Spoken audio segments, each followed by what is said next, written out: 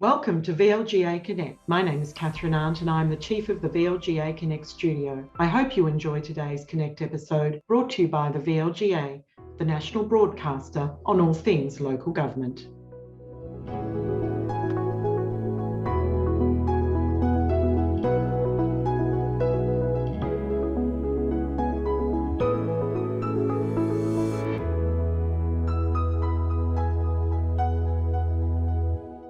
Ladies and gentlemen, thanks so much for coming along. If I can start, on behalf of the VLGA, we acknowledge the traditional owners of country throughout Victoria and recognise their continuing connection to land, waters and community. I'm on the land of the Wurundjeri Woiwurrung, but wherever you are, we pay our respects to traditional owners, their elders past, present and future, and to their cultures. If anyone would like in the chat to acknowledge the traditional owners of country by putting the language group in the chat, that would be appreciated as well. So welcome. My name's Steve Cooper and I'm Chief of Staff at the VLGA, and I'll introduce our panel shortly, but I also should acknowledge, and I think Denise is here, can I acknowledge VLGA President Councillor Denise Massoud. I also note that we have many mayors present, and I won't try to name you all because I may well miss someone, and that will be my frailty. And also, just by way of observation, we have a number of people in the room who have been mayors in the past, so acknowledgement to you folk too. Just a few ground rules before we start.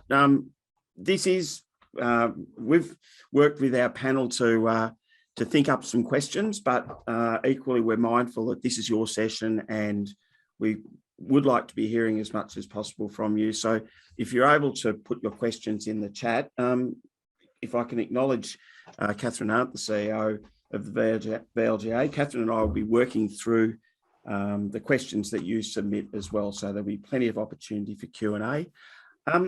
Please keep your questions high level. Sometimes local government life can be pretty robust, and it's not the intention of a session such as this to embarrass any individual. So if you're able to take your question to a level that's depersonalised, that would be appreciated.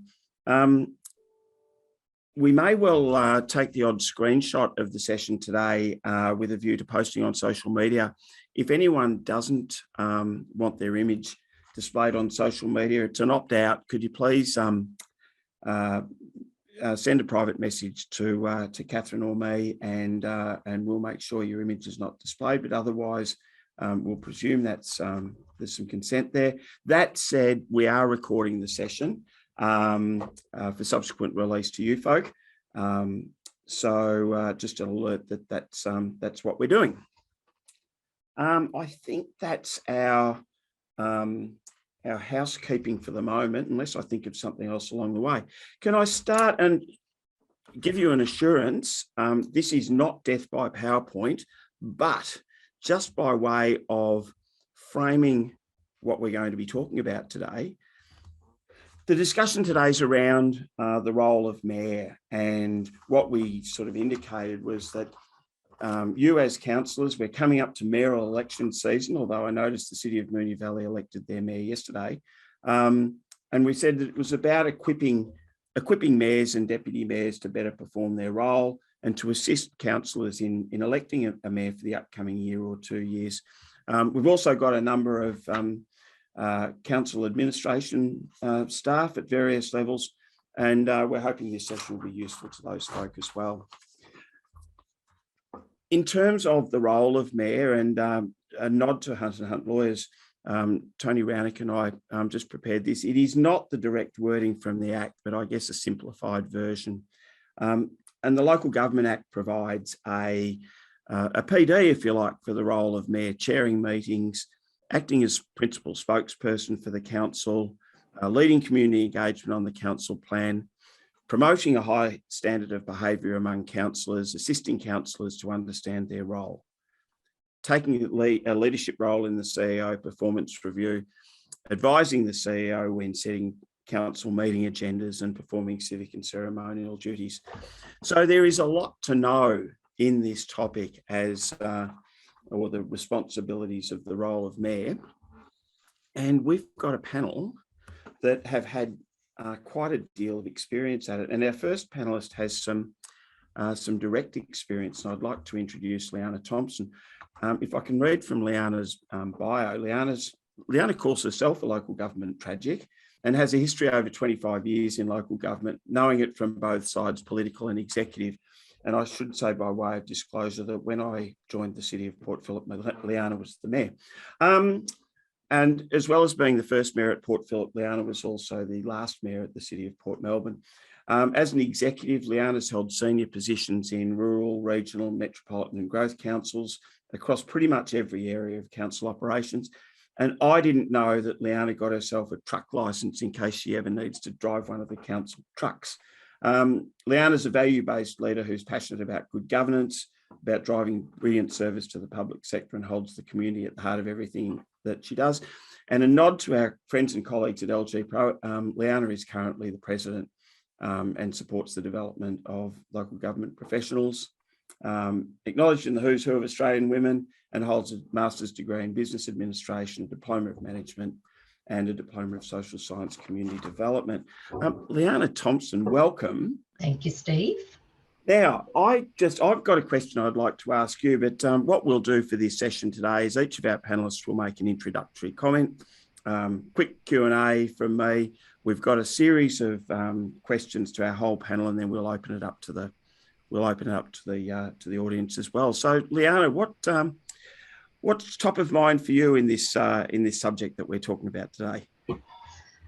A few things, really. It is, we are almost in the season of electing the mayor. As you said, Moonee Valley has already done so. And I think this is the time where, if you're not thinking about this year, thinking about next year and that preparation. So for me, it is, I'm really wanting to know what it is from an officer perspective I need to be thinking about to support an incoming mayor and incoming deputy mayor. But I also really want to be clear about the role, responsibility, how we set the scene and make this first year, make the year as successful as it can possibly be. Because as you said, I have had the experience and completely different experiences. So I acknowledge Councillor Chris Rayburn here, who was my mayor at the City of Port Melbourne, and he elected me to be the last mayor at the City of Port Melbourne. So thank you, Chris, for putting me on this path. What I'd like to say is I'm really keen to understand why people want to be the mayor. So for me, I needed to have a vision. Why was it that I wanted the role? Because I wanted to get something out of it. I wanted at the end of the role to be able to look back and say, we achieved X. Maybe that's just my personality, but that was important. But the leadership skills that I had to bring at the City of Port Melbourne and then at the City of Port Phillip as its inaugural mayor were completely different. So my vision when I was chosen as the mayor at the City of Port Melbourne, was that we were about to go into amalgamation. It was the year of the fight. Was I going to fight for the Port Melbourne community to not be amalgamated or not be forgotten? That was one. And then when I was the mayor at the City of Port Phillip, it was, now that we're amalgamated, we've had commissioners for a couple of years. How is it that I can start bringing together those three former cities to build the new City of Port Phillip? So completely two different visions and different leadership styles. Leanna, I didn't realise we were going to go there, but sorry, mate. No, you're fine. No, where I was going was that I've just written down. So you've gone from fight to unite in your mayoral career. I was going to sort of start with what were you thinking, because I'm sure a lot of people, when they stand as mayor, sort of there is that question, what are you thinking? But I'm really interested too, Leanna, what are the parts of the role that you didn't know and might have been surprised by, or that in your more recent roles you sort of see new mayors being surprised by when they take on the role of mayor that might not be explained in the act in that slide that I put up earlier? Yeah, beautiful. Sorry about that, Steve. No, I you're got good. excited about the topic, you know. So I really think the Act is not clear about the role of the Mayor in being responsible and assisting the high standard of behaviour amongst councillors. And I think that's really tricky and requires great skill and tact, diplomacy to be able to play that role. I think we're really light on in that area, particularly in the Act. But really, if the Mayor cannot hold the group, it can lead to a really difficult environment for CEOs to manage and for the rest of the councillors to be part of. So that's what I would say. Yeah, and it's interesting, isn't it, that there is, there are words in the Act that talk to the role of the Mayor in supporting councillors to understand their responsibilities, but that is an area that, does create some tension. Okay, well, what we'll do is move on and introduce our second panellist, and we're thrilled to have Nolene Duff join us. Nolene received this information. I need to be very clear on this point, because as a consequence of her role as CEO of the City of Whitehorse for 19 years, so we work on the presumption Nolene has worked with a lot of mayors, and our president, Denise Massoud, just happens to be one of them. And I should actually just add by way of completeness that Nolene's also currently the chair of the panel of administrators at the City of Casey, a member of the Metropolitan Development Advisory Panel, and as well as a panel member for a Priority Project Standing Committee at Planning Panels Victoria. As an executive and board member of state, national and international bodies, Nolene's developed a sophisticated understanding of leadership and good governance. And in recognition of her enduring leadership in local government and for the promotion of women, Nolene was awarded a Public Service Medal in the 2020 Australia Day Honours. Nolene Duff, welcome. Morning, Steve. Good morning, everyone. Yeah, so as with Liana, Nolene, if we can just start by getting a few thoughts from you about some of those top of mind issues for you in regard to this topic we're talking about today. Yeah. Look, thanks for the opportunity. It's always a great chance to reflect on what's worked and what hasn't worked. So I'll work through a number of thoughts and issues and questions, but I wanted to start with a number of questions for all of you in the room today to have a think about and reflect on, whether or not you want to be mayor, whether it's about choosing a mayor or really thinking through who might be the best candidate for mayor this year. And the first question is something that one of our other panelists, Ian McCormack, talks about in one of his books, and that is, what is the special sauce, as in SAUCE, that makes your council unique? And that resonated with me because I think in local government land, we talk about how unique and special and individual we are. So what is it that's your special sauce at your council? And just a number of other quick questions just to pose and to get you thinking about. What's the context at the council leading into this particular mayoral year? Are there particular issues that you're facing, particular tricky problems to solve? What are the specific issues that might require certain attributes or skills that would better fulfill the demands of those issues for that year? In other words, what do you want? What do you expect of the mayor in this year? And have you taken some time out to think about, if you're a candidate, what's your performance as a councillor been like? What sort of a mayor do you want to be? If you've already been mayor, what would you change in the way that the way that you acted in your mayoral role previously? So are there things, not just actions, but also behaviours in particular that you might do differently? And have you worked on the relationship you have with your colleague councillors, CEO and executive team?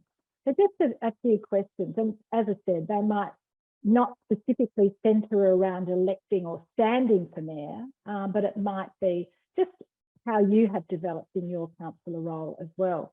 I thought it might be useful, Steve, just to start out with a bit of a Reader's Digest version of the Local Government Act.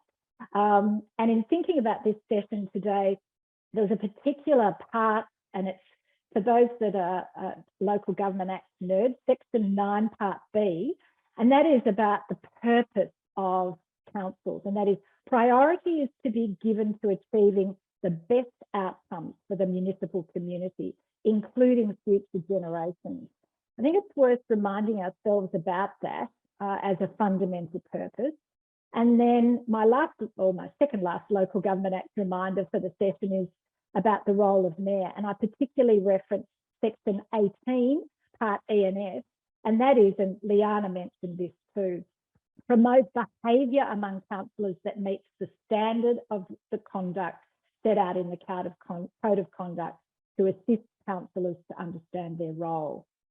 So there are more specific duties as you've outlined, Steve, but I think if you're contemplating the role of mayor, day one, it's really important to understand what the specific obligations and duties are, and don't lose sight of those. So your CEO and governance team will obviously help you with that. So having thought about all of that, let me share some views from a CEO perspective. And I have, as Steve said, experienced a new mayor most years, not every year. I think twice I had a mayor for 2 years, and not always in a row. So it's a work in progress from day one for the CEO. And probably councillors and mayors might lose sight of that. But the way that I always looked at it is every mayor is completely different and influences the organisation and the culture of the organisation with those differences. Every mayor has different skills and capabilities. They have different levels of support, and they have different relationships with their colleague councillors as well. So that's also very important to remember. So I think I always found it very challenging, even if it's a so-called calm year. There are always quirky issues that attract attention and require collaborative input of the CEO and the mayor to resolve. So for me, first and foremost as CEO, it's about the relationship that you build with the mayor. And so what are relationships about? They're about connection. They're about how people behave towards each other. And in my experience, they're generally positive relationships when there are some shared goals and where there's trust and respect. Now, I know that all sounds very, very basic, but they are, I think, the fundamentals of what makes that mayor or CEO relationship work. You don't necessarily have to like each other, but it's absolutely incumbent on the CEO in particular, I believe, to make that relationship work and work for the benefit of the council and the broader community. And one of the things that's so important about good, strong working relationships is that they are about give and take. So to me, it's the CEO building that trust relationship, and then the rest will flow. Communication works well when there's that sense of obligation each other, mayor and CEO, has to ensuring that there's information working both ways. So the mayor will generally, not always, but the mayor will generally have a really good, strong sense of the politics of the CEO group, of the councillor group. And that's a really important feature, I think, of a positive mayoral role that can assist the organisation to deliver against the council plan. So it's about no surprises, good information flow, and being able to be on the front foot. So some of just the practical elements of the things that I did, and again, no rocket science in this, but I've learnt that everybody does things differently. I always had a weekly meeting with the mayor. Now, sometimes that might have been 5 minutes on the phone. It might have been face-to-face. It might have been tackling a bigger issue. But it led to a strong discipline, I think, of both parties, that there was a sense that we both had an obligation to keep each other informed about what was going on. It definitely wasn't the only time I spoke to the mayor in a week, but it was just a time that was set aside for some more thoughtful reflection, working through issues, being systematic. And I think that worked extremely well for me. And the feedback I had was that it was effective for mayors. So that level of communication from day one, in whatever form it is, in whatever way works for those two people in that CEO-mayoral relationship, is really important. And one of the other things that we always used to do was to get the mayor in the council chamber very early, on their own, sitting in that mayoral chair. And it's a very different perspective you have on the room when you sit in that chair. It all looks pretty easy when you're out in the chamber, but when you're sitting in that chair, there's something that happens, and it's a whole sense of obligation and duty and responsibility to make sure the meetings go well and that people are satisfied with what has occurred in that meeting. So that important role of supporting, being honest and open in the feedback and assisting the mayor in to be the very best person they can be in that role was always my goal. So whatever training and input, and sometimes people might not be able to define that for themselves, whatever training and input I felt that mayor might benefit from would be offered. Might have been offering a mentor. It might have been, we always did media training, for example. It might be that they were really struggling with the chairing role and needed more practice and input. So we would provide that. And sometimes people needed encouragement to just accept that perhaps there were things they needed to learn. And others did not need that input whatsoever. They had different development goals and different attributes and capabilities. And then in thinking through today, Ian McCormack, who you'll hear from next, has written a number of books, and the title of one of his books really resonated with me, and that was Who's Driving the Grader? So to me, that gives us a lens on what are the definitions of roles and boundaries between mayors and CEOs. And I think it's really important to talk through that early on as a mayor and CEO relationship, to be clear about what the respective roles and obligations are, but also to think about the grey areas of that, to ensure that, and this is a disputed view amongst CEO colleagues, but I think that in many ways the CEO is to some extent the chief of staff to the mayor, as well as the CEO to the organisation. And it's a fine line, and it's an important line where sometimes the mayor does need a confidant in the CEO, does need some input and discussion, as does the CEO with the mayor in terms of the CEO's relationship with councillors as well. So I think there is something in there as well. But I think in terms of the organisation, it's the CEO that drives the grader.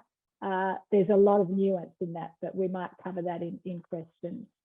So if you're thinking about nominating for mayor, it's really important, I think, to think seriously about the role, what it takes, and to get prepared for it. And if you're elected as mayor, to use the extensive skills and resources of the organisation to make you the best that you can be in that role. It is, I know from the feedback I've had from so many mayors, such a privilege to lead that councillor group. And I know that people want to do the best job possible. And so we need to work with mayors and councillors to help that. So will being mayor change your relationships with your colleagues? This question's always intrigued me, but for the answer for me on most counts is yes, it will. Whilst you're one amongst equals as mayor, the additional obligations you have, and specifically acknowledging the powers that you take on formally in that role now under the Local Government Act, will definitely change your relationships with your colleagues. They get to see more of your underbelly and how you operate, how you use power, what you value, and you will be judged by your colleagues more when you're in the chair than when you are not. So will being mayor change you? I think the answer to that is also yes. The feedback I've had from all mayors is that they've developed a deeper and different understanding of their city, a stronger appreciation of the day-to-day workings of the organisation, and they've definitely developed stronger working relationships with the organisation, the CEO, senior staff and executives. And with regards to your relationship with your colleagues, then expect that this will also change. Ian's list of personal characteristics in his latest book is a great set of tips, even in the headline attributes. And there are 25. I know that's daunting, 25 attributes. But my favourite in his list, and I'm not going to steal his thunder, are the following, as they really do name some of the very political issues that you will face in the mayoral role. Gotcha is bad. Think about that. How often in the political realm is, oh, great, gotcha. Gotcha is bad, particularly when you're mayor. No playing favourites. That's a hard one because you're going to have relationships with that group and you're going to have stronger and better relationships and more confidential, if you like, discussions with some of those colleagues. But when you're in the mayoral chair, no playing favourites. My very favourite one is don't hold grudges. That's really hard. When you're the boss at the table, you've got to move on from things that have really irked you about what's happened in a debate or a discussion. And one last tip from Ian's list of attributes, which is always worthwhile to remember, keep your ego in check. I think it's, you're quite adored in the mayoral role by the community, the ceremonial roles that you play. People in the community really like it. And some people, not all, some people can get a bit of a big head. I've been looking at, some of you will know Kitty Flanagan, who's a Melbourne Australian comedian, and her book, 488 Rules for Life, 488 Rules for Life. I don't know if you can see that. And the subtitle of that book is The Thankless Art of Being Correct. So one of the things that this book simply emphasises, and she does it in such a great humorous way, is that how differently people see the world. The things that really drive Kitty Flanagan crazy in her rules for life and the things that really annoy her are other people simply do not see. And that's, I think, a little bit like being mayor. Front and centre, on show, judge and analyse. So be sure you want the role. And if you do, good luck. Thank you so much, Nolene. And who would have thought that this is such a topic around the complexity of managing relationships, Nolene? And can I also say thank you for that notion of the Reader's Digest version of the Local Government Act. I think we need one of those. And you also have reminded me of what fun it is to prepare a mock meeting for an incoming mayor with sort of cooking up potentially tricky situations just to prepare sometimes even experienced councillors for the different roles. So thank you for all of that. Nolene, I did want to focus just at one question, and I'm really glad that you talked about that notion of the relationship between the mayor and the CEO. And there was a bit of consternation in the sector when the new Act formalised the role of the mayor of being consulted by the CEO in the preparation of the agenda. And I am presuming, and you'll have a view on this, that may well have happened informally to some extent under the 1989 Act. I'm also presuming that there is a really key role for the mayor in supporting the CEO to ensure that when the administration's reporting, for example, that the CEO knows what the particular interests or nuances are of the councillors. How can that advice be provided in a way that doesn't sort of impinge on the right of the CEO to provide frank and fearless advice? So how can a mayor support the CEO without being directive, if you like, around council reports? Look, I think the development of the agenda has a sort of a natural process in that it's really bringing forward matters that have been raised, council plan objectives, key decision making, obviously budget, council plan processes, key strategies, materials that the council cannot delegate to the organisation through the CEO. So there's a natural sort of course of items on the agenda. Then there are items that might be raised through notices of motion, for example, and the approach I always took was just to be very direct and honest. A councillor may put forward a notice of motion, for example, where they request a report for next month. Well, in reality, and I will have always been upfront and said, look, it's just not going to be, we can develop a report, but it's not going to address the issues that you require in that time frame. My advice would be, we might need 8 weeks or 10 weeks to do that. And then there's the cycle of reports. So I guess in terms of structuring the agenda, it's important to be honest about the inputs that are coming from the council about that, the requests and desires, and sometimes things do have a sense of urgency and need to be addressed in a certain timeline. But you also need to be direct and honest about what can and can't be achieved, because at the end of the day, it's incumbent on the organisation to provide quality advice and input. And so sometimes that takes more time. It's also not catering to the political nuances of the council. So not catering to, the loudest voice in the room. It's making sure that you address the issues and be issues focused and looking for the best outcome. So to me, that's all about the relationship establishment, both with the mayor and with the councillors, that you're pretty direct and upfront. And different people, different CEOs find that to a greater or lesser degree challenging. But I think that honesty in the communication is really fundamental. And to me, that works you around the politics as well, because you can't ignore the politics. You need to be cognizant of the politics, but you also can't just be sublimate to the politics either. Yeah, so I guess I'm hearing, Nolene, that in a sense, the authenticity helps to eliminate the gaming that might otherwise occur in the relationship. Yeah, and look, I think if you've got good communication with the mayor and you explain the detail of issues to the mayor, they can provide you with input as to the perspective that other councillors might have, that perhaps other councillors might not directly tell you about. So it's a two-way street, absolutely. That input through the mayor as a vehicle for councillors and kind of have a holistic perspective of the council, not just the loud voices or the ones that you always hear from, but the broader perspective. That is a skill that the mayor can have or not have, but it's also a great skill that the mayor can bring into the organisation and assist the organisation to perform much better.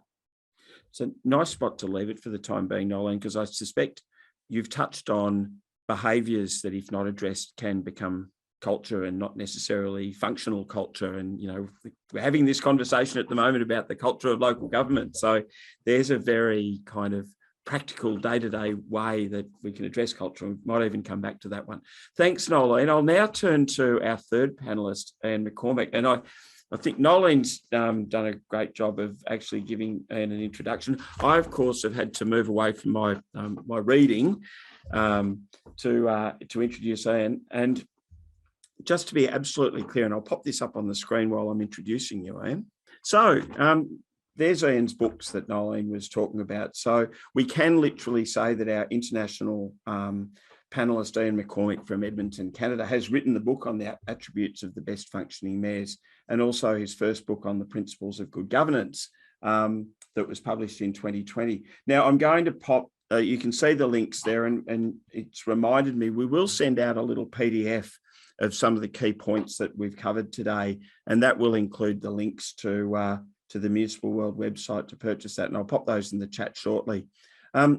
Just by way of background, so Ian is the president of a company called Strategic Steps. He has a range of experience, including work in government and other spheres, and in the last couple of years has worked in 2 US states, 3 Canadian provinces, and 2 of Canada's Northern Territories. His interests include local government, ethics in governance, libraries, housing, post-secondary education, health, not-for-profit organisations, and community safety. And Strategic Steps and its associates focus on complex independent work, particularly in the local government realm. So, Ian, welcome to our panel. An international Trans-Pacific welcome to you. Thanks so much. I've enjoyed working with VLGA over the years, and it's really great to be back and talking about this particular topic this time. And to demonstrate to our audience your commitment, and I think we're keeping you away from your dinner at the moment. What time is it over there? Well, it's last night, so it's currently just after 7 p.m. I did stock up before the panel because I didn't want to fall asleep or fall over halfway through. We're good to go. I also did not bring my glass of red wine either, because it might put you off your lunch or breakfast or whatever. Well, you might, and I won't talk about your foibles in our previous meetings. Then, can I? can I just start by what prompted your attention to start writing about, the who's driving the greater context, but to start writing about the nuances of local government? I'm not sure I have a whole lot left to say after what Nolene said, because I probably should let sleeping dogs lie. But with that, you have invited an international author, so I probably should say something. I have worked in the sector of local government for a couple of decades. I am a failed candidate for office, and so had chosen to embark on a career that was involved in local government anyway. And after I set up this company you made a reference to about 10 years ago, I found that being the itinerant person who was wandering around Western Canada, sometimes into the Arctic and sometimes into the United States, that there were a lot of similarities in local governments from place to place, but there were a lot of differences too. For a reference, when I speak to councils, it's often to suggest that we're all essentially exactly the same when it comes to our skeletons. The act is the act is the act, and it applies from place to place. But then if you move from place to place, different solutions have presented themselves to local problems. And as such, local bylaws, policies, procedures, all those sorts of things, I think start to add some flesh and some skin to those bones as well. So in that way, different municipalities look slightly different from one another. And then if you take the culture of every place, which is completely unique, then I think that's where you start to add clothes, and every municipality looks different than another one, even though they all have the same skeleton. So having had that experience over the years and around this part of the world anyway, I chose to start writing at one point. Steve, I know you know the story, but I started writing my first book when I was stuck in a blizzard in northern Canada and the flights were canceled, and we joked that we stayed in town we overnighted for 5 days. There wasn't much to do, so I just started. One of my assistants at the time sent me a list of Ianisms, or topics that I often bring up at conferences or workshops. I just started writing on those, and I wasn't sure if it was a catharsis or if anybody would want to read it. A little bit of time passed. I posted that on Twitter, and a publisher reached out and said, if you can get it to book length, we'll publish it. And that's what became the Who's Driving the Greater book, which is all about role clarity. Subsequent to that, I still had more to say. So about a year later, I approached the publisher again, and I said that I was interested in writing on the attributes of effective mayors or board chairs, or really anybody who leads a governance organization. So see, that's a very long answer to a very short question. Thank you for that. And I'm glad you mentioned your Ianisms, because there's one, and I don't know if this qualifies as an Ianism, but I know, as Nolene touched on, it's a chapter in your book. You use the phrase mantle of responsibility as part of the attributes of the mayor. I just wonder if you could sort of expand on what you mean by that particular one. First of all, I can't lay claim to all the Ianisms, if you like, that are in the book. And the publisher actually asked me to change the title to attributes or something else, because Ianisms didn't really mean anything to anyone. So I can lay claim to some of them, but some are adaptations of famous philosophers, and some are adaptations of what friends have said. They're often borrowed and adapted for a local government context, but specific to, you asked about the mantle of responsibility, is the transitory nature of not only the mayor, but all members of council for that matter as well, in that they accept the responsibility from somebody in the past. They do the best that they can during the time that they are in the office of mayor, whether it's a year or several years. And then hopefully they pass on that mantle to somebody else on down the line within their community as well, after having added as much value as they can. And I think that that's kind of a really nice way to think about the thread that runs through a community. And this may be a little bit basic or pedantic, but if nobody lived in a particular geographical area, there would be no reason to have a board of directors, council, or a chairman of the board, which turns out to be the mayor. And as such, that's why we end up with local government in the first place. So it's a human construct, and I think for that reason it becomes quite important. The other piece to this is about weight as well. About you leave the mark that you leave a mark in the office. The office of mayor comes with weight. Literally sometimes if you've got a chain of office, and it carries weight that's greater than the office of councillor, because of often just because of incremental or ceremonial responsibilities, it's still a weak mayor system where you have to convince at least half your colleagues that your ideas are decent. And I think the best mayors understand that. And they also, I think, in terms of responsibility, you made a reference to this earlier too, Steve, when you were asking about questions and saying, let's keep these questions at a higher realm. Right? The best mayors think in that realm. They think of governance. They're challenging their councils to think about the what question. So what's different about this community because of the work that this particular group of people did, or at least they started? They're also thinking long-term. So like maybe a generation from now, rather than what's happening a week from Tuesday. When I work with councils or mayors, I'm often asking, why do your grandkids choose to make this place home? And I think that those mayors with a compelling vision can answer that question. So, there was a term that was new to me as we were preparing for this panel, and Leanna had brought it up a few days ago, and she used a term of the mayor being the number one citizen, which is something that was new to me, but I have seen it after Googling it, it appears elsewhere. To me, that is really what the mantle of responsibility is taking that on and being able to portray it well to the people who happen to live in the community, those people you want to attract to the community, the businesses that are there, the organizations that serve the community as well. And that mantle can either be a joy or it can be a burden, or sometimes, Steve, it can be both. I wasn't sure where that question was going to go, but you've gone to some really interesting places. And one of them, I was reminded while you were answering of the, you know, in amongst the political to and fro, how easy it is to forget that it is in some ways about legacy and you know, that sort of sustainability and absence of short-termism that Nolene was talking about.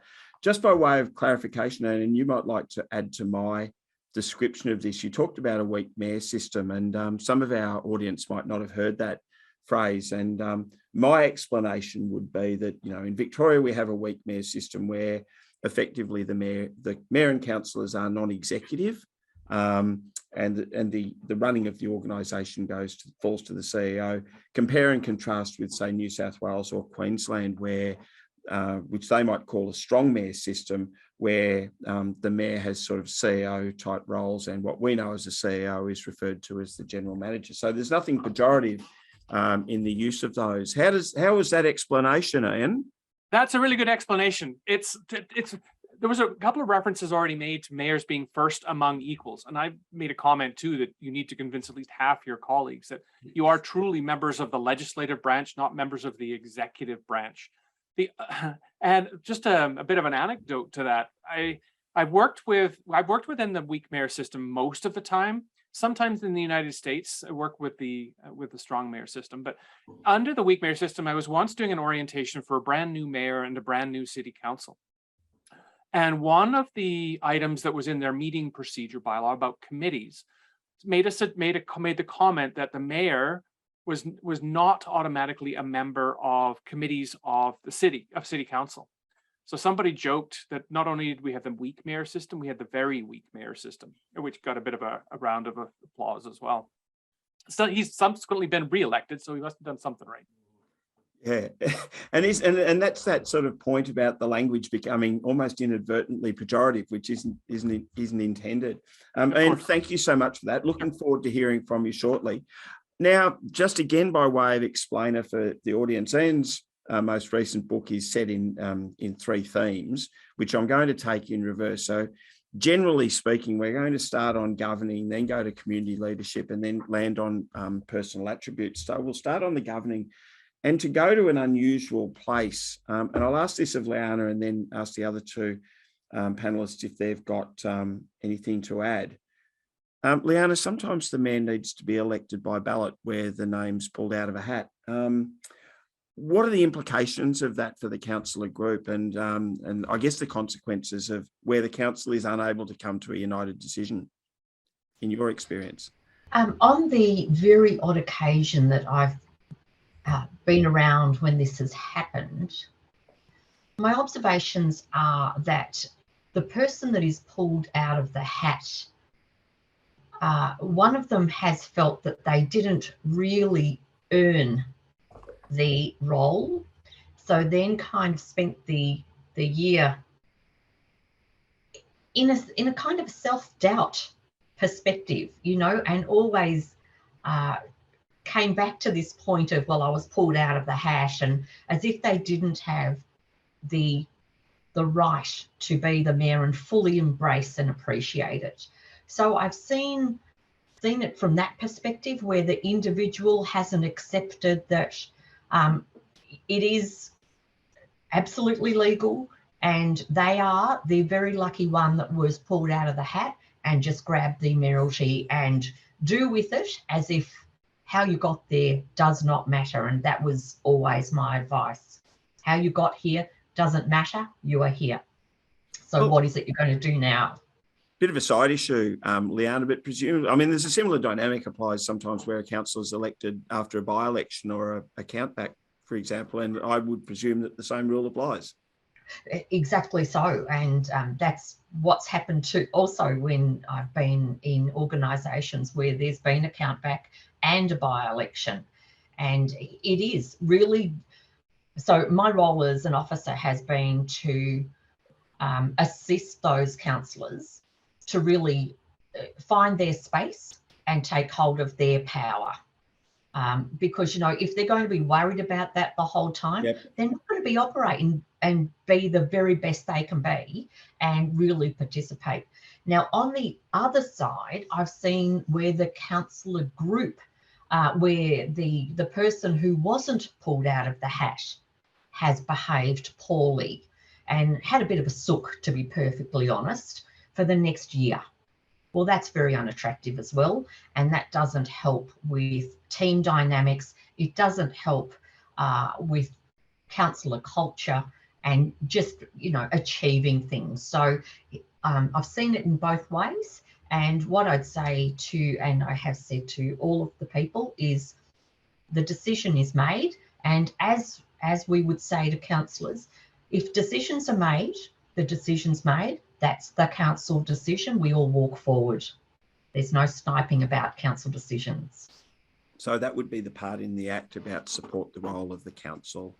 And another takeaway I think that's probably worth capturing that you've just made, Leanna, is around the fact I'm hearing you say it doesn't matter whether you got 9% or 90% of the primary vote, you've got a seat at the table.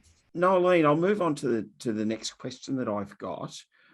When we talk about, in terms of this governing, when we talk about the elected council as a team, it's a pretty odd team compared when we look at sort of high-performing sporting teams or, you know, high-performing teams in an organisation.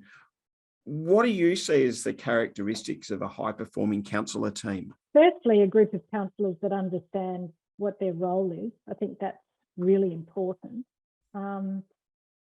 Ideally, good communication and open communication. So going to the example Leanna just gave about perhaps somebody that missed out on a out of the hat ballot, you know, dealing with that in a positive way and moving on. So, but good open communication.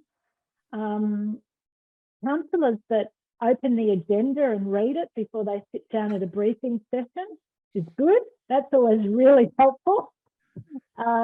Very unhelpful when there's not good preparation. So good preparation is paramount, I think, to really understanding issues, and it's helpful to the officers as well. If there are deficits in information, advice that's been provided, it's really important. If reports aren't read, you never get that feedback. I think most importantly, irrespective of whether people agree or disagree with each other, a level of respect, that they put a hat on when they go into that briefing room or into the council chamber, where the politics are the politics, but there's just respect for the views that are brought, whether they're disagreed with or not.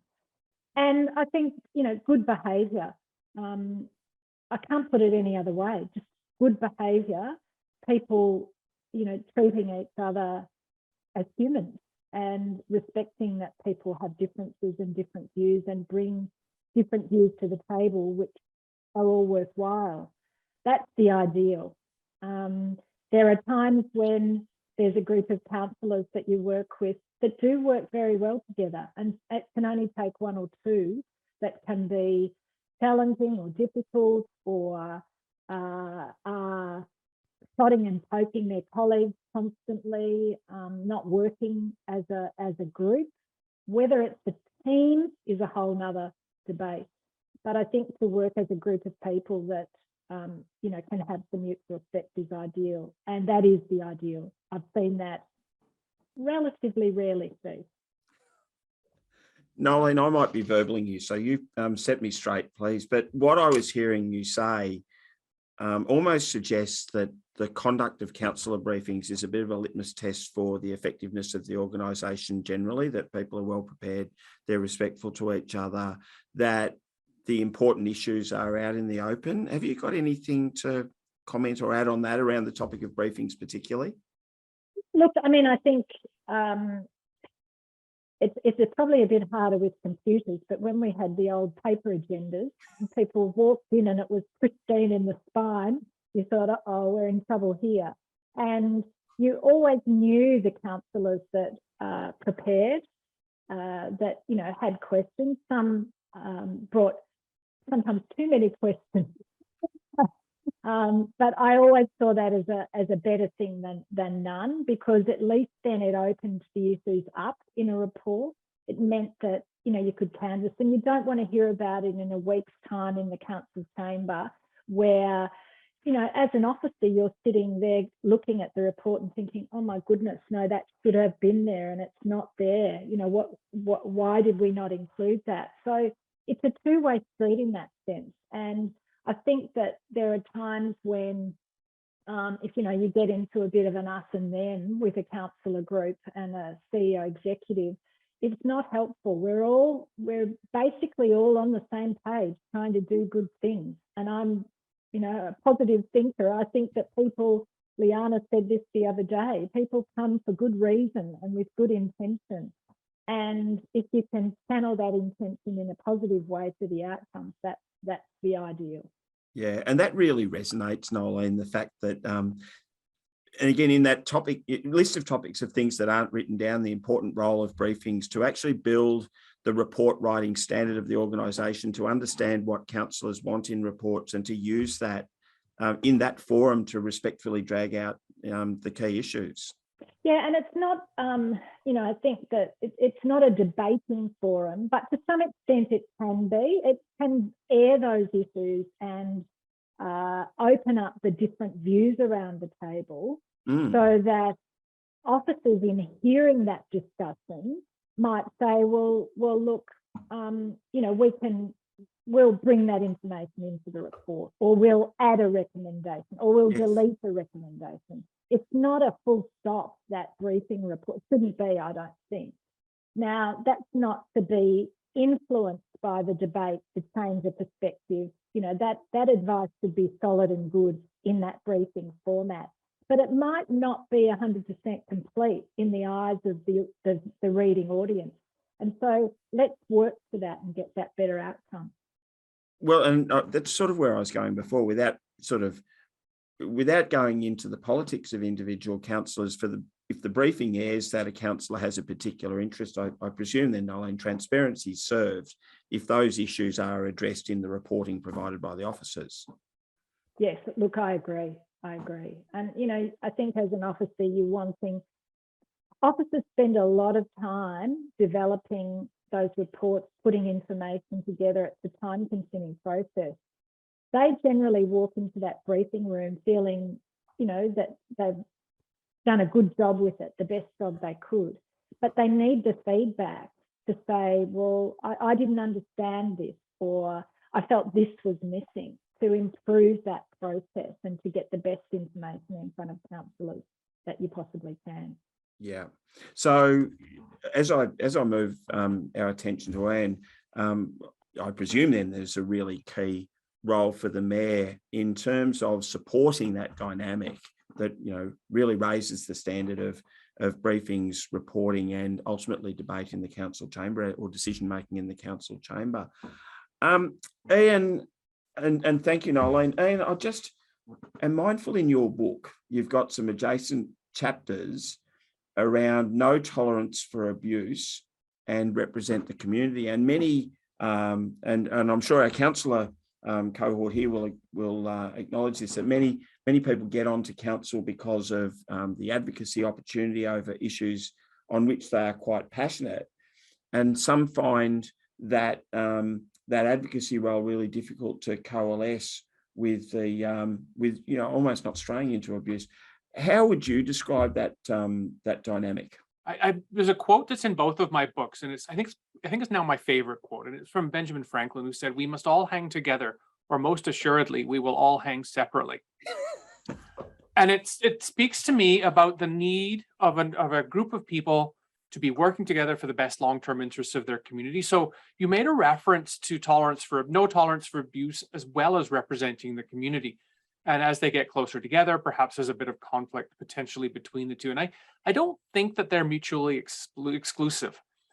For example, all elected officials, whether they are council members or whether they are mayors or whether they're in a completely different order of government, have to have some sense of ego. Nolene made reference to a chapter about keeping your ego in check, but I think there is a role for ego in local government, because you need to believe that your ideas are better or are worth applying to the broader community. And as such, then that may bring you into conflict with other people. I have a working definition of politics, that being it's the art of conflict management. And I don't know that it's necessarily a science, and by conflict, I mean conflicting ideas, not pugilistics, although I have seen that happen from time to time, usually just on video though. And if there are disagreements, the best mayors and the best councillors for that matter can focus those disagreements on the topic at hand rather than on personalities, which harkens back to an earlier comment I think Nolene made about about gotcha, about not saving things up just to make somebody else look bad, whether it's a colleague on council or whether it's a member of management or perhaps somebody in the broader community as well.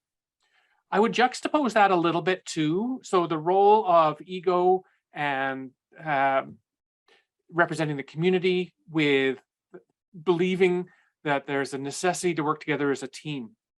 And that is, if you have a council of 5 people or 7 people or however many people that are on that council, you want everybody to be slightly different and have a different opinion, a slightly different take. They've certainly got different backgrounds, histories, maybe cultures as well. But if everybody thought exactly the same on Whitehorse Council, only one person actually needs to be there.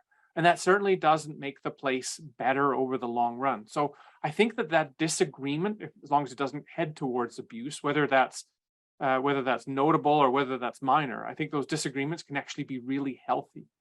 And when it comes to advocacy, I think councillors do advocate. Heck, we heard Councillor Lawless talk about that today when we were talking about flooding, and he said, please advocate on our behalf. So he is suggesting to VLGA that there's a role that promoting the benefit of the community too. So I don't think that no tolerance for abuse and representing the community are mutually exclusive. I think they can kind of work hand in hand. A big part of it goes to culture, however, and maybe we'll talk to that a little bit later as well. And another is getting off on the right foot in the beginning. You talked about running a mock council meeting at the beginning of a term.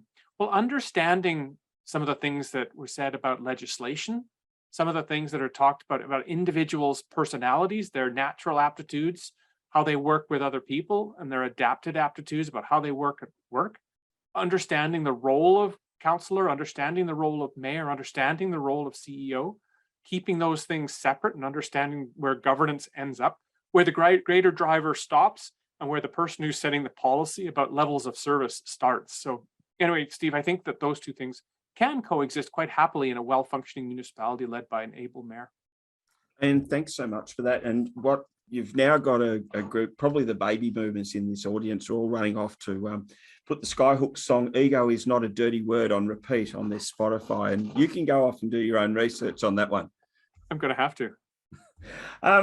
We'll move on. Thank you for that. Liana, community leaders become councillors, and often because of that background, to sort of paraphrase Ian, have the ego necessary to kind of move on to mayor. What are the sort of attributes that you've seen that would enable a community leader to make that transition from councillor to mayor? I've been thinking about this quite a bit, Steve, as you know, we've been working towards this forum. The number one is, I think, passion. Passion is always really good to get us all out of bed and keep us moving. But that mixture of moving, I think also moving from being the councillor to the mayor is quite a step. And so it is now, you're the number one citizen, and you need to be taking a helicopter view, a very expansive view. It is the time when you probably need to downplay your role as a representative, because you are now representing the city or the council. You're representing, you've got the number one job on the council at all of the meetings, but all of those external functions where you are the face of your municipality, you're playing quite a different role as a representative of your ward.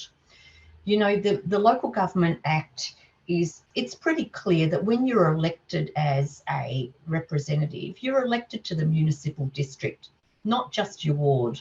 And I think there are many times that it's really hard for elected reps to kind of take that next step up, because, you know, managing the politics of your local electors as well as providing the broader picture can sometimes be confusing. And community members have an expectation that they can call their councillor.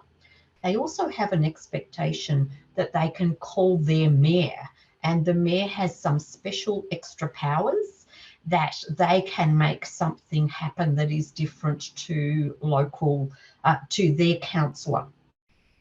And I would say that getting that role right is really important as well, because you don't want to undermine or create problems with other elected representatives in a place where you don't need to. So, you know, this goes back to Nolene's point. This is all about relationships and communication.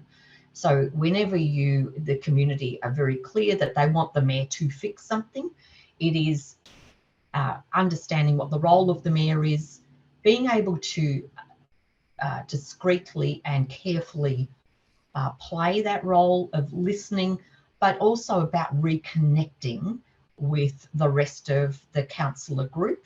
So they too are part of this journey. You know, the mayor can't fix it. I kind of have when we get to it, Steve, and tell me when we're ready for it, but I've got a kind of a list in my mind that I think people, if there are some prospective mayoral aspirants in the group, of what I think are things one ought take note of and think about. Old saying, Nolene, Leanna, there's no time like the present. Beautiful. All right. So there was a councillor called Councillor Dick Gross at the City of Port Phillip, and he had this gorgeous term that he was a perpetual mayoral aspirant. And I always loved that. Did you hear that one, Steve, when you were there? He was a perpetual mayoral aspirant. He was, but he was also alert to the fact that his ego, and we say this with love, Leanna, Dick was also prepared to acknowledge that his ego was never fully sated when he wasn't mayor. That is quite right. So what I'd say to people, and if you have this in your mind, so what is going to be the focus of your mayoralty? Can you articulate what that focus is? Why would you be the best mayoral candidate? What are the things that you bring to the table? Will you have a pledge to your councillor group, to the CEO and organisation and community about how you're going to lead, how you're going to behave? And an important piece of advice that my father gave me when I got involved was, Liana, if you don't have the numbers, you don't win. It's incredibly simple, but sometimes we forget that.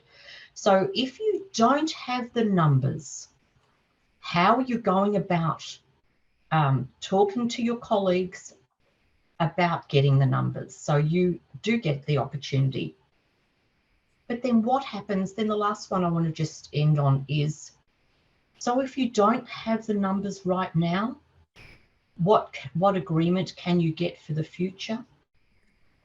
If you can't get an agreement for the future, then I'd ask you to think about how you're going to deal with that disappointment and how you're going to show up and how you're going to represent the community who elected you. So that's my snapshot.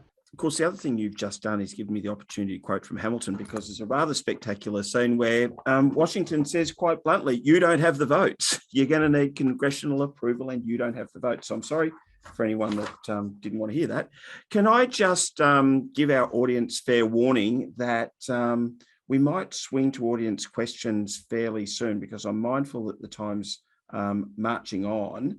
I just want to ask Nolene one last question, and hopefully the chat will be flooded with your questions while Nolene's answering. That notion of being mayoral and supporting the organisation at a difficult time, Nolene, where maybe a decision's not popular or you don't agree with it as mayor personally. Can you talk to an occasion where that's potentially occurred and what the implications are for the mayoral role?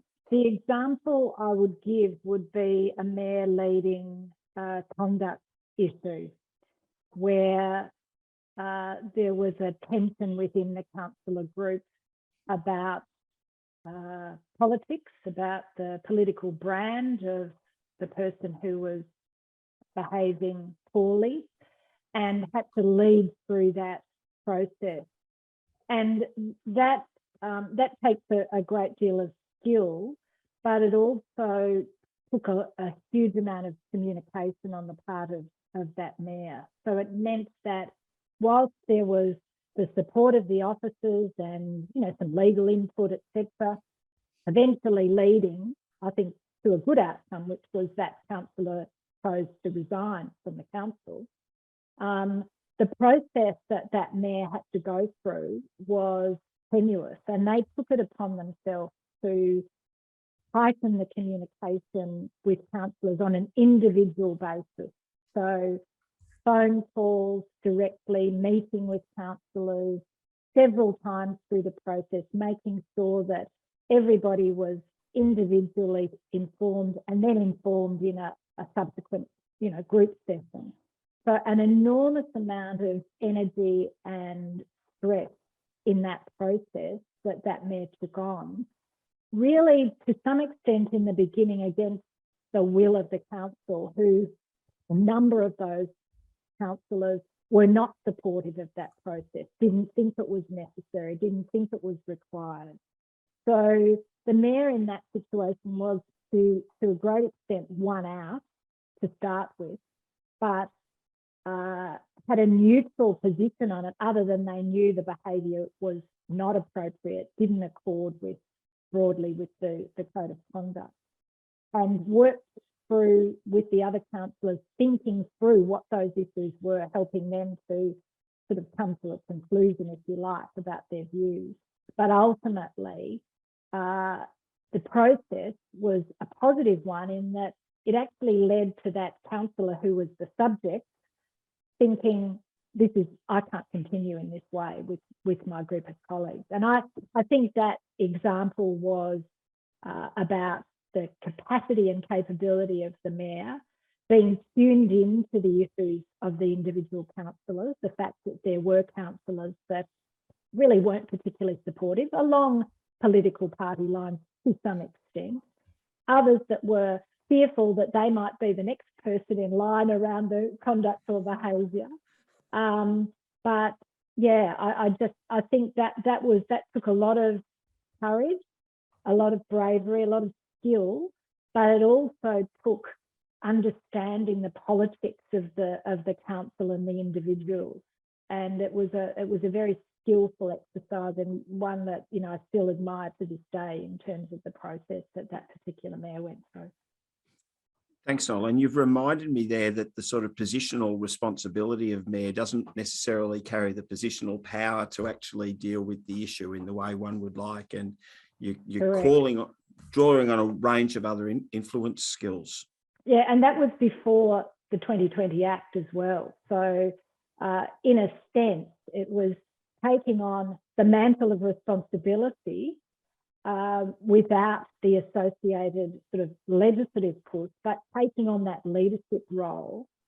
And can I say the reflection on that by some of that particular mayor's colleagues was jealousy about the skill that was exercised in that process. And, you know, I did feed back to that mayor at the time that a number of those councillors had said to me, oh, thank God it was X, because I never would have been able to do that. So, you know, it's a two-edged sword, isn't it? So having got through that, the mayor kind of, built a leadership reputation, presumably. And I just wonder if I can get your comment on that particular scenario. I'd like to take a bit of a nuance on it, if that's okay. Just so you'd asked about some of the dynamics and whatnot, about vision and those sorts of things. And maybe I'll take kind of that tack a little bit too. And talking about mayors with vision versus mayors who maybe don't have a real compelling vision as well. And some mayors, I think, or candidates for mayor can express a compelling vision for their communities about how they can advance it or change it over the course of time. Leanna's list, for example, that you said no time like the present, and some of those things were there as well. And kind of to me, it's what makes this place feel like a sustainable home now and into the future. We see, however, I see anyway, some other mayors who speak in more generic terms. When asked about the future of their community, they're talking about things like recreation centers or walking trails, which every community likely has and promotes. They're also talking about values like accountability and transparency, which mean completely different things depending on whether you're inside the local government or whether you're peering in from outside as well. To me, none of that's truly unique. There was a reference earlier to the special sauce, and there's something in every community that makes a special sauce, and it's the more specific things. It's not the generic ones. What I have seen too is sometimes mayors or council members looking to be elected, and the populists, for example, who are kind of interested in short-term gain for long-term pain, that if I can make things good over the next couple of weeks or a few months or even a few years, that'll serve me well, but it won't leave the community in good stead. And the best mayors, however, I think recognize that their job is to serve over the long term, not just to get reelected, even though we often hear the job of a politician is to get reelected, job one. I don't think that's always the case, whether that's a mayor or whether that's a councillor either. So that's just a bit of a riff, I think, on some of this, what they want to achieve. No, isn't it important to look at any of these issues through multiple frames to get it, to land in the best spot? So thank you for that, Ian. Leanna, I just wonder if I can throw Bruce Lancashire's question to you with a bit of context. And Bruce has asked what happens with councillors who are standing for state election. And if I can give a sort of a technical response first, but I'm really interested in your take as to how a mayor responds to the dynamic rather than the legal requirement, because, as we know, there are some potential candidates or candidates who have, the moment they announce their candidacy, taken leave of absence. There are some who will follow the MAV good practice guideline and take leave of absence from the opening of, or when their nomination is submitted. And there are some who have had advice that there is no conflict of interest and they continue to act as a councillor. Now, in any of those circumstances, the mayor needs to act on that dynamic, Leanna, which really might even be just the politicisation of the council. Any comments? Yeah, it would be really great if we had a real clarity about this, because then we wouldn't have such differing versions.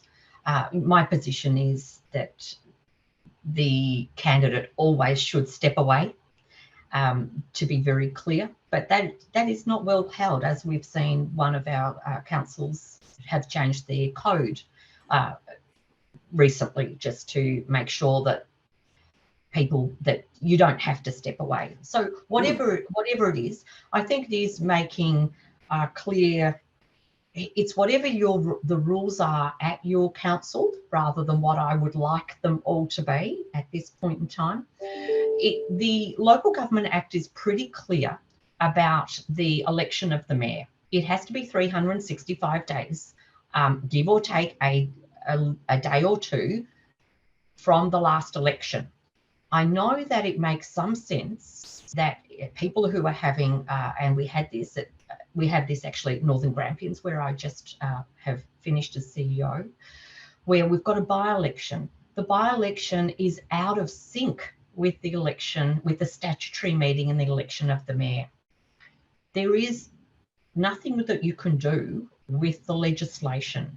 The advice is, I'm sorry, that date cannot change either than a couple of days either way. You can't just decide you're going to have a mayoral date of election or the statutory meeting pushed out 1, 2, 3 weeks or whenever. So that's number one. That's illegal. But how do you deal with the internals if it's the mayor who is running for election? I think that's really tricky, and they haven't stepped aside. They don't have to, as we're seeing. I think it's a good practice to stand aside. I would be asking the mayor to, if I was a councillor, I would be asking them to be very clear about what they're doing, and if there was a deputy mayor in place, to put the deputy mayor and have the mayor step aside. The mayor doesn't have to. This is absolutely on them. So that's told you nothing, has it? I'm sorry. It's murky. I actually think you've told us something about a murky situation, Leanna. I might keep going though. I'm just mindful of the time, and thank you for those councillors that are popping, our audience that are popping questions in the chat. I'll throw the next one to Nolene from Karen Foster. That we know there are sometimes councillors who are more interested in potholes than in strategy. And I might give you a go at this one too.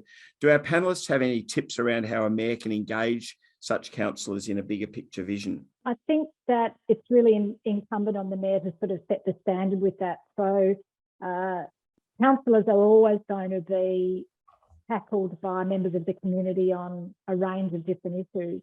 And it's really pushing that back into the organisation where they can best be handled. But the organisation can fail with that too if they don't keep the councillor informed about what's occurring and being responsive to the residents. But if the mayor can set a tone, particularly around things like notices of motion, which can attract the disenfranchised councillor from time to time, and say, well, look, do we really need that to be a notice of motion? Couldn't you just put that through the organisation to address? Oftentimes it'll be that the councillor wants the constituent to know that they have raised it, that it's had the airing in the forum. But unfortunately, it's often only that individual resident that is applauding that and hearing that. So there are different ways of achieving it. So the mayor can be a bit of a mentor and a bit of a tutor to others in setting the standard as to what are the strategic issues that should be handled by council and the operational issues that couldn't be handled in a council meeting. So to me, good processes for that are important organisationally. So perhaps the organisation doesn't have good processes, good accountability and good follow-up for managing requests from councillors and addressing them and following them through. That might be an issue for a mayor to raise with the CEO to say, look, I know you've got a system in place, but it's not working for the council. We need to rethink how that's going to work and how that feedback process can better occur. So I always had a view as CEO, you just got to be light-footed. The way you did it last year is not the way that is going to work next year. Having a new mayor brings in a different dynamic. Having a countback and one new councillor in a group of 10 can completely change the dynamic. So you've got to be responsive, and you've got to go through those discussions a number of times. I don't know if that helps. No, it helps a lot, because I love the opportunity for that reminder, Nolene, that if you change one person, you've got a new group. Often we forget about. And can I get your response to that one about the mayor engaging councillors in the bigger picture? And then I'll throw back to Nolene on the deputy mayor question that Julie Shannon's asked. I've been itching to get after this one. So thanks to Karen, and thanks for giving me an opportunity here. I'll start just by suggesting that most of the time, the bar for entry to local government office is pretty low. There's no certificate or degree that you have to have that says you understand governance. And chances are, when you were creating brochures or out knocking on doors, you were hearing about potholes. You weren't hearing about efficient transportation structure or sustainable communities or that sort of thing, which is kind of where the governance piece of this comes in. So there needs to be that interpretation from the purely transactional, operational things all the way up to governance. So first of all, I think you come in at that level. There's a reference too about changing people in and out. And I'm a proponent of actually looking at a collective set of values for the group of people who are sitting around the table. You move one person in or out, maybe you want to re-look at the values that you have as a council. The other thing to me is fairly early on in a term, an electoral term, is looking at strategy through the lens of a strategic plan. To look at things like, what's our vision? So collectively, what does success look like for this as a community? How do we get there? What do we actually want to see change over the course of these 4 years, over the next generation, or something to that effect? So start elevating that conversation just across the board. And one of the ways to do that, and if we use potholes as an example, and I love these examples because there could be my next door neighbors as well as somebody right across the other side of the world.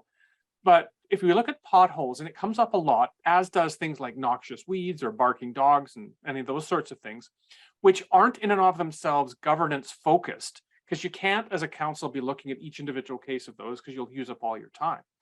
I use a term, phrase I call the 5 whys that I heard somewhere, and I don't remember who told me this.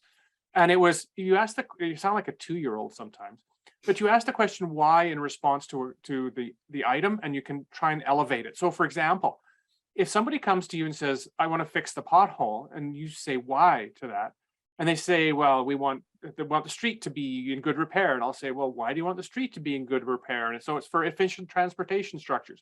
Why do you want efficient transportation? And you may then start to talk about economic viability.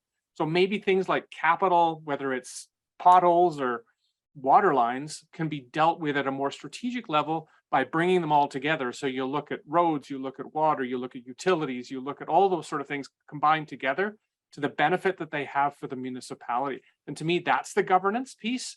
I suppose maybe caveat to this is that those council members must want to go there. So they need to understand what their role actually is, hopefully before they get elected, but to know that the perspective of governance is really what they need to do. And this is sometimes where that friendly nudge from the mayor or the CEO or other colleagues can certainly help too. But I think you need to elevate the conversation from potholes to sustainability or whatever the case may be. And I was quite worried when you started on that answer that your 5 whys were asking why in the same way as you might ask, are we there yet? Are we there yet? Are we there yet? I can do that if you like. No, please don't. But I love how you've basically sort of said, look, ask why until you get to the strategic intent of the issue, which right. is a far more noble cause. I'm going to actually, Leanna will understand why I've skipped past Leanna on the deputy mayor question. I might go to Nolene on this one. Because Northern Grampians, I think, am I right, Leanna, decided not to have a deputy mayor, that they would share the love. But Nolene, how can a deputy mayor best support the mayor councillors, their city CEO and exec? I think it's fair to say that the role of deputy mayor across the sector is a bit of a work in progress, because whilst some councils had chosen to have that before the legislation really encapsulated a role for it, it's still not very well defined in the Act. And I think, there are advantages and disadvantages in that. In the council I was in, what would be effectively a deputisation role for the mayor was really shared around. So it might relate to an activity in a particular ward or whatever. So I think now there are some councils that feel that the deputy mayor fulfills all of those roles and don't share it around. I've heard that can be the case. But I think the best way a deputy mayor can support the mayor is being ready to take on that mayoral chairing role if it's required. So being across the issues. And I think in the latest remuneration review, Steve, you alerted that there is a recommendation around remuneration for deputy mayors. So I do think that they need to be ready to take on that role. Can be somebody who not necessarily is the mayor apparent, because that may not be the case, but does have the skills and capability to chair a meeting and to represent the council should that be required. And oftentimes the case will be that mayors get held up, get sick, things go wrong. There is a time, there a way, there is a role for somebody to have, if you like, thought about what is going to be required of them if they need to take on that role and step in. I think also where there's key representation of the council, that the deputy mayor could take on sharing some of that. So, for example, with an advocacy agenda around a state election, it may be that both the mayor and deputy mayor take on that advocacy agenda on behalf of the rest of the council in representing those issues to state or federal representatives. Really being across the strategic issues and ready to fulfil any role that comes up. I think it can be quite a challenging place to be, because it's sort of, I don't like to use 4 terms, but you're sort of in waiting in some sense, but you may never get the gig. It's kind of weird. And I think, yeah, as I say, it's a work in progress across the sector. It really needs to be thought through as to, and probably council's coming to some sort of role definition about how that council wants to best utilise having a deputy mayor and what role it fulfills. And I think that's really the critical key. Yeah, I'm really pleased you landed on that role definition part, Nolene, because I know a number of councils have started to do that work post the remuneration tribunal recommendation of at least landing on a PD if they're going to appoint the role. Liana, can I slightly repackage Susie Stojanovich's question? And thanks, Susie, for that. If there's no sort of disentitlement to the role of mayor or deputy mayor based on previous conduct, really, it's a popular vote for any councillor who's eligible, unless there's been a panel determination that might exclude them. How can the culture of an organisation be used to inform the decision of the of the councillors regarding the mayoralty? I think it's part of that conversation about why you. So what is it that you're bringing to the table? What do you know? What do you understand about how the things work? Culture is how we do things around here, right? So do you understand how we do things around here? And are you able to articulate what that is? Or is it that you're hoping to do things very differently to the way they're being done around here? That's going to take a different technique. So I would say that building the culture, first of all, understanding what it is that is in the code of conduct, all of the strategic directions, the organisational values, all of those build to what the tenor is of the place. And I reckon if you find yourself and you can see yourself in that and you're able to articulate what that is, I think that's a way to do it. If you can't do that, there's a real opportunity, I think, to have a conversation with, you can do that with the CEO before you're even thinking of putting your hand up, to just say, I really want to know how best the role of the mayor can support moving the organisation in a good way, or not impact on the organisation, because we often see councillor culture impacting negatively on an organisation if you were taking it the other way. And that is, so what is it that we can do as a councillor group, and me as the leader, being the mayor, to impact positively on the culture of the organisation? And that, I expect, is a code of conduct and how we behave question. Yeah. Liana, you've reminded me that Edgar Schein, who's one of the great modern thinkers on organisational culture at MIT, says for leaders, if you're not creating culture, it's questionable that you're actually adding anything of value. And so that notion of actually ensuring that the decisions around the mayoralty are framed in conversations around the culture for which the organisation aspires is probably a useful thing to do. I'll keep moving, and I'll go throw each question to a panelist, and if any of the other panelists want to weigh in afterwards, please just take yourself off mic, and then we'll or on mic, and then we'll take your answers. Otherwise, keep going. Steve, can I just yeah, go, Nolene. Sorry, there's a second part to Susie's question, which I think is really important. I don't know if you're going to it or moving on, which was the expectations of candidates around deputy mayor in relation to sexism and racism. And I just think it's a really important topic. So I'm happy to have a quick go at that. Oh, no, weigh in, please, Nolene. Yeah, I just didn't want to lose that question because I think it is a really important one. And thanks for raising it, Susie. The expectations are, in my mind, very clear that there shouldn't be any, but that's not the real world. And there's obviously a reason why you're asking the question. But I think that if councillors standing for mayor or deputy mayor encounter issues around sexism or racism, then they should call it out. It's really important to call it out and to be really upfront if you need support in that, to call on the organisation to assist you with that, the CEO in particular.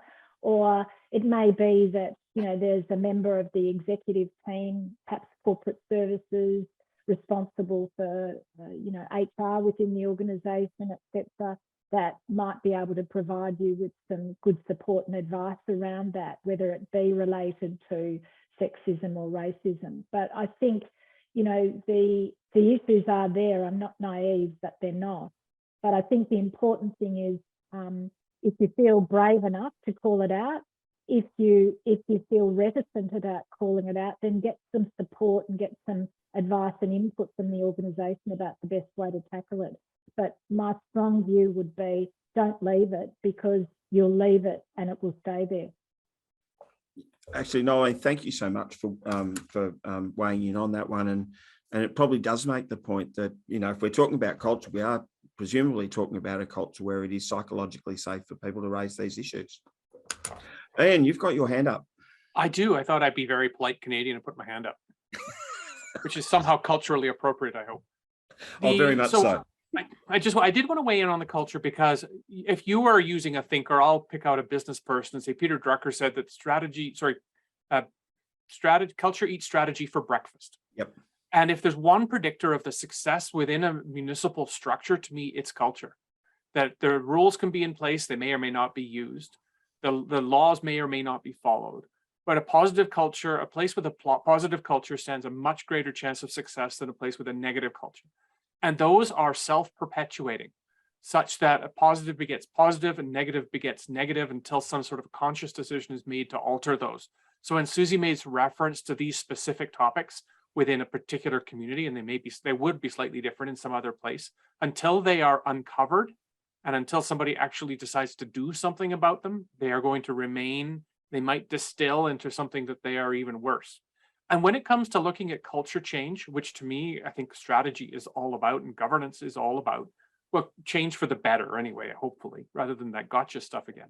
When it comes to that, most, if not all, change management philosophy says we spend most of our effort preparing for the change before we actually institute it.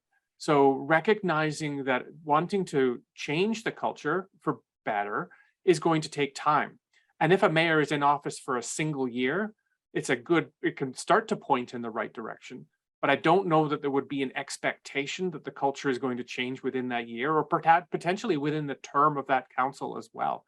New councillors, new blood, new ideas, new feelings, and a new set of interactions between people may be required to make some of those changes beyond just the legal things which are recognized in statute as thou shalt not, or permissive things that thou shalt as well. So to me, culture is critical. Yeah, and can you keep going? You're on a roll. Just looking at Brett Cunningham's question, and thanks, Brett. Newly elected mayor dealing with fractures within the councillor group wouldn't be uncommon. Your comments? Oh my goodness, put me on the spot. No, it's not uncommon. Absolutely, it tends to be more common later. Once you probably know the cycle of group dynamics about forming, storming, norming, performing, and then adjourning, which for our benefit is the next election. Recognizing that there are going to be those phases, a good mayor would understand or would lead council through things like maybe a style analysis, McQuaig, Myers-Briggs, colors, hats, those sorts of things, to understand each other as people. And hopefully once that happens, the other members of council know how to get the best out of each other. The flip side of that, of course, is they know how to push my buttons as well. So there can be some negative that comes out of that too. So in dealing with factions, you had made a reference to one of the chapters in one of my books about no tolerance for abuse.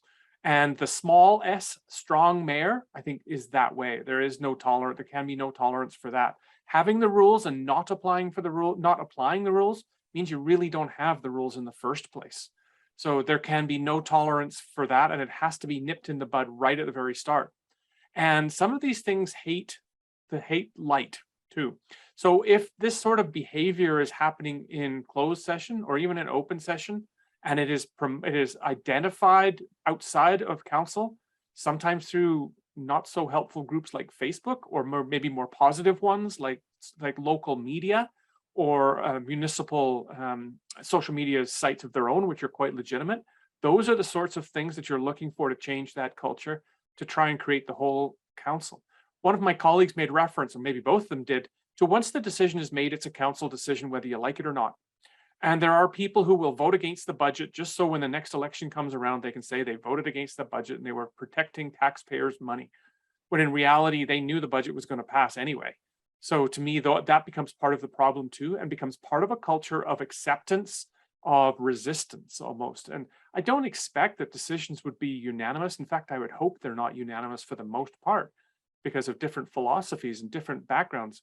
But to me, setting that culture that has an expectation that you're going to get here, you're going to do your job, and you're going to get out, I think leads something to the betterment of governance overall. Now I'm on my soapbox, like you said, Steve. And we would have been disappointed if you weren't. So thank you. You stay right there. Nolene, I just wonder if I can take Ian's thoughts and then add a dash of Kay Cameron's question. And thanks for this one, Kay. Which presumably goes to an element of self-awareness, a question of if there is division and the mayor's part of the disproportion. Maybe flip that around, is how do mayors maintain a sense of, I guess, of awareness of how they are perceived? There's personal attributes in that. So hoping that you do have somebody that does have a strong sense of themselves and a sense of what they're good at and not. That probably makes it a bit easier. But if you don't, then I think the tools that Ian has worked through around, a range of diagnostic tools can be very helpful in putting a mirror up to somebody and saying, well, look, if you're prepared to work through these things, we might be able to work through how those attributes can be honed or changed or moved. And I think I've always found most mayor and councillors open to that input, some not, but mostly open to that input. Sometimes it's just about being brave and raising the issue and saying, look, you really pissed somebody off when you did that. Were you aware of it? No, I wasn't aware of it. Or, yeah, I did it deliberately. I mean, who knows what the range of options might be. But I think those diagnostic skills can be important. Again, I think it goes back to the relationship you have. If there's good feedback, good working relationship, then it works both ways. That mayor can give feedback to the CEO about how they're working and operating. And we haven't talked much about managing the performance cycle, but that can be important, and it's a leadership role the mayor does have to take on. But vice versa, that the CEO can provide input to individual councillors and the mayor about their performance as a councillor or mayor. And again, it's another thing that I would do. I would try to meet individually with the councillors in a meaningful way with a focus on the agenda of just where things are at least once a year. It might be some you have a different rapport with, you can do it more informally, others it needs to be more formal. Oftentimes I'd find the councillors that were perhaps a bit more obstreperous would think that they were in trouble or something if I wanted to meet with them, which was not the intention. But I just think it's keeping that communication alive and open and setting a tone, setting a culture, as Ian has said, about feedback. But it does take sometimes a leap of faith on both parties to be part of that process. Yeah, Noeline, thank you for that. And we're getting a lot of questions, so I'm not quite sure we'll do what we can to get through as many as possible. But I just wondered, to your point around managing the performance cycle, seemed to be too important just to leave. And Liana, you would have given this some thought over the years in some of your previous roles around how to support councillors and the councillor group in institutionalising or putting into process ways of reviewing their performance. Thanks, Steve. Yes, and before we had the change to the Act, I put in processes previously. I've always had governance in as part of my portfolio, so wherever I've been. My role really, so when we didn't have a formal system where we've got an independent person, which has kind of changed the outlook a bit because there's more structure about a process to date. It really was getting those roles, responsibilities clear for councillors, particularly the councillors who are on the panel, but also councillors getting them prepared for the conversation and what to look for in preparing themselves for the conversation, because some councillors may never have managed people and might not have had these conversations before. Others have, you know, they do this as part of bread and butter. So I just tried to assist councillors with information to, first of all, me understanding what their level of comfort was and experience, and then putting in place processes that were, I like to put in place anything that's simple, that could just be me, an easy process to be able to participate well. So it's using the same philosophy that I do with my council officers, and that our job is to provide the best advice possible to enable the best decisions possible. And so that I came at it from that perspective. So understanding where councillors were at, putting in place processes that were sensible and reasonable that got to an outcome. And if you got anything to add on that? In the interest of time and looking at some of the other questions, I think I would kind of just leave that. I think that was a really good answer. Okay, thank you for that. I'm just mindful, and maybe in looking at some of the other questions, we might get a wrap up from the panel. Generally, if I can go round our panel members and get, I don't know, a couple of minutes each on having maybe how you thought you would like to wrap up this session today, going back to our original topic, and maybe any particular takeaways that you've taken from the questions and the commentary that we've had. Noeline, how are you to go on a bit of a wrap up now? Yeah, look, I guess it's been just interesting listening and hearing the questions that people have as well, because it emphasises that we have a view that the mayoral role is a very important role, and that it can be very influential in terms of the focus and behaviour of the council and the culture of the organisation as well. So I think the fact that we've got as many people as we have today that are interested in talking about it and thinking about it and asking questions about it is really very important. But I think for me, I think back, you know, to the mayors that I've worked with that I have had the most effective relationships with. In many ways, you learn a lot from the ones that you perhaps haven't had such good relationships with, because it hones your self-awareness of your own behaviour when the relationship is perhaps not as fluid and not as easy.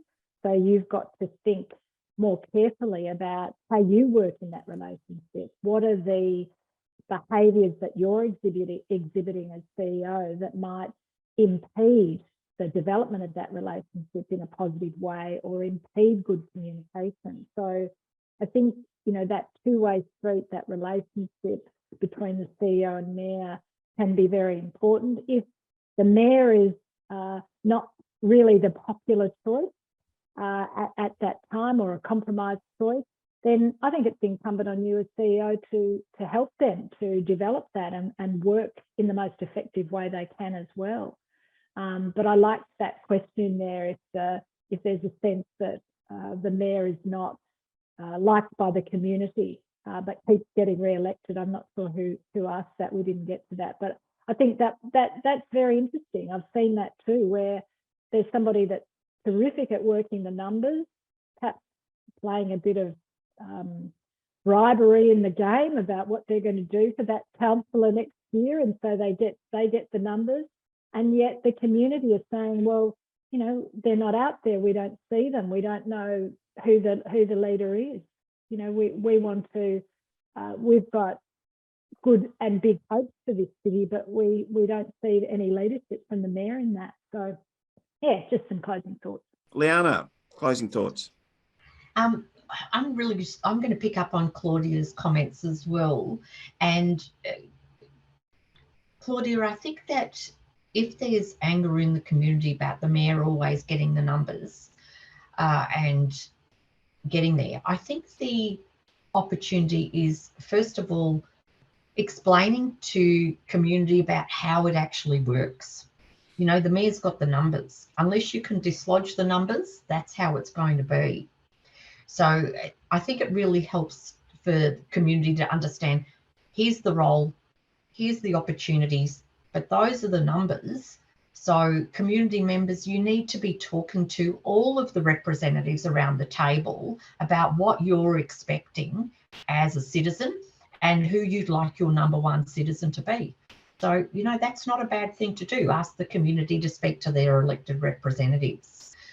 I absolutely believe that when you've got a council that is working well together and the relationships are good, councillor only time works beautifully. I've also worked with councils where councillor only time has been a very unsafe place for those people who aren't on the in or don't, are not part of the group. From my perspective, I think it is really important for councillor only time to happen, to be able to have honest, respectful, robust conversation behind closed doors, no one leaking out the information, to build a group, to build some sense about how you're going to move forward. But I really acknowledge that where that works well, that is fantastic, but where it doesn't, people feel unsafe, and that's really not somewhere where I would ask anyone to be. Thanks, Steve. Thanks, Leanne. Appreciate that. And our final word to our Trans-Pacific guest, Ian. Trans-Pacific. Wow. Okay. Thank you. Somebody told me definition of an expert is somebody with a briefcase and 500 miles. So take that as you see fit. I guess so. So to wrap up, the conversation we're having today I could have well had with many of my colleagues here in Canada. And I've spoken to some people in the UK as well, and they talk about very similar things. Obviously, because of the structural similarity of local governments here. But really, to be particularly pedantic and obvious, mayors are just people too. And there's nothing inherently different about a mayor than about me, I tell people, except they got more votes than I did. They, as people, have strengths and they've got weaknesses just like everybody else does. They just seem to be held to a higher standard. And so the issues that we deal with are similar, but even though some of the Canadian mayors are actually structurally quite different.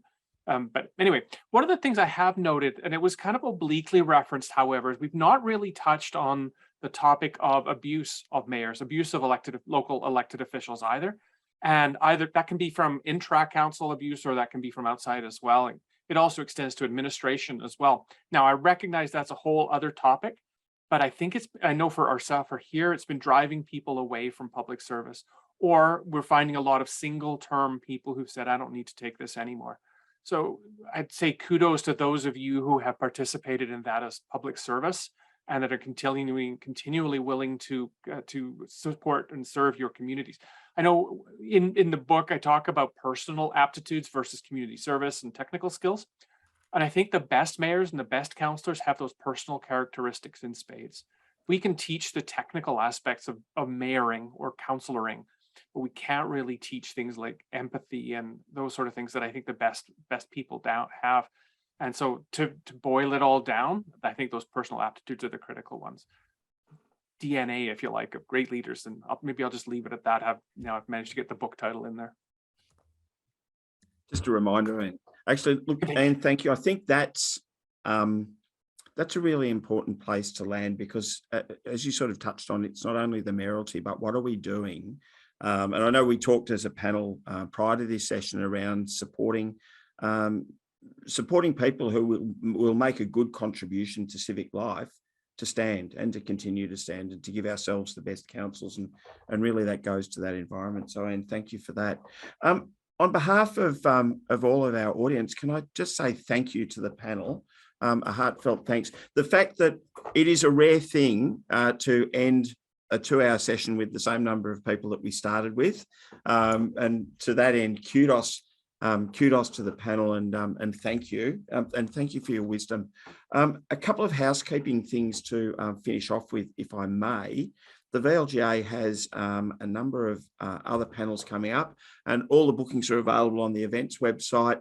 On the 10th of November, a global live panel in conjunction with LGIU on COP26, 1 year on. So where are we on the advisory? On the environment. Part of our state election series on the 11th of November, hearing from the chairs of Rural Council Victoria and the interface councils and the other sort of industry peaks. And our annual general meeting is on the 17th of November, where we've got a special guest speaker, David Wolf, who is known to many of you from his former role as the Inspector of Local Government, but also now Deputy Commissioner at IBAC. So that's all coming up. So thank you again for your attendance. We'll be communicating to you with a bit of a pack at the end, and you'll have the recording available for your review. And for those who are thinking of standing for election as mayors, please go well, and in particular go well to anyone dealing with the rain and the weather and the floods that we've got at the moment. So thanks for coming along today, folks. And can the panel please just stay on for a few minutes? Sure. Thanks, everybody.